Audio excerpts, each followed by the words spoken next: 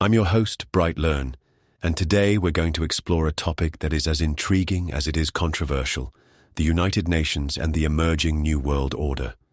We'll be drawing insights from the book Global Tyranny Step by Step: The United Nations and the Emerging New World Order by William F. Jasper, a work that has sparked intense debate and discussion since its publication. Now, before we jump in, let's set the stage. According to conventional wisdom, the end of the Cold War marked the dawn of a new era of peace and cooperation. Communism was declared dead, and the world was supposed to be moving towards a more interconnected and harmonious future. But is that really the case? Jasper argues that the true threat to global peace and sovereignty doesn't come from the usual suspects like nationalism or environmental degradation.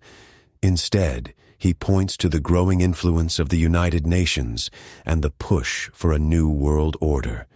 Jasper's central thesis is that the idea of global interdependence is being used as a smokescreen to erode national sovereignty and transfer power to a centralized world government.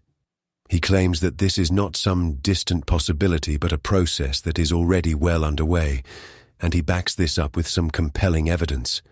For instance, Jasper highlights the words of former President George H.W. Bush, who in a 1990 speech spoke of a new world order emerging from the troubled times of the Gulf War. Bush emphasized the role of the United Nations as envisioned by its founders, which Jasper interprets as a clear indication of the administration's intentions to strengthen the UN's role in global affairs. But why is this a cause for concern? Jasper argues that the UN, despite its stated mission of promoting peace and security, has a track record that is far from reassuring. During the 1970s and 80s, the organization was often criticized as a hotbed of corruption, anti-American propaganda, and even espionage. Its popularity among the American public plummeted, with approval ratings reaching an all-time low. However, the tide began to turn in the late 1980s with the rise of Mikhail Gorbachev and his policy of new thinking. The UN's image was rehabilitated, and it was once again hailed as the last best hope for peace. This shift was accompanied by a surge in pro-UN sentiment, fueled by what Jasper describes as an avalanche of fawning editorials from major media outlets. But Jasper doesn't stop there. He delves into the historical roots of the UN, tracing its origins back to the Council on Foreign Relations (CFR) and other influential organizations. He argues that the UN was designed from the outset to be a stepping stone towards a world government. This is a bold claim, but Jasper supports it with a detailed account of the CFR's involvement in the UN's creation and the backgrounds of key figures like Alger Hiss, who played a pivotal role in the UN's early years. Jasper also raises concerns about the UN's expanding military role. He points to the establishment of UN peacekeeping forces and the push for a permanent UN army, which he sees as a direct threat to national sovereignty.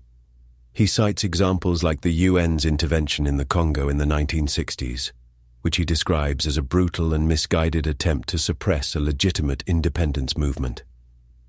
But perhaps the most chilling part of Jasper's argument is his discussion of the Iron Mountain Report.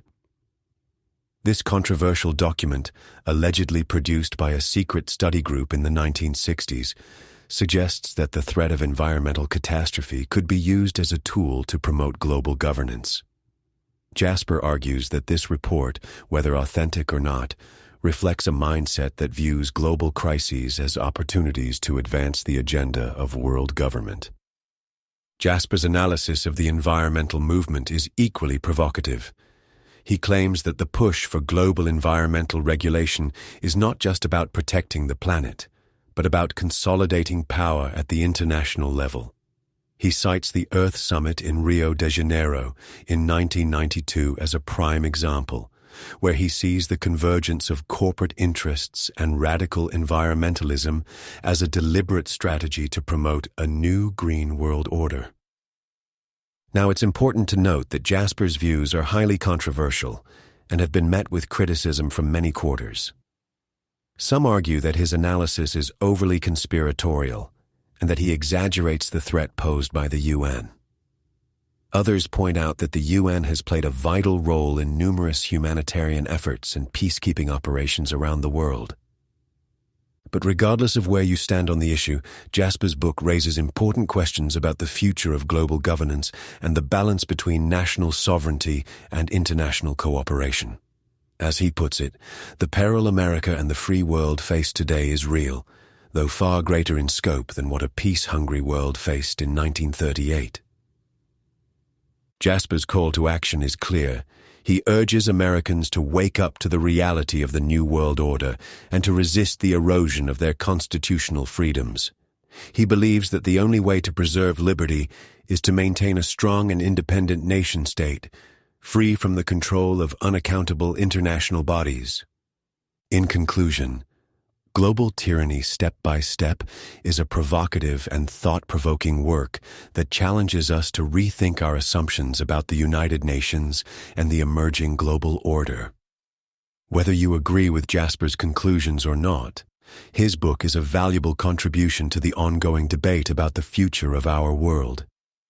Thank you for joining me on this journey. I hope this episode has given you some food for thought and inspired you to explore these issues further. Don't forget to like, subscribe, and share your thoughts in the comments below.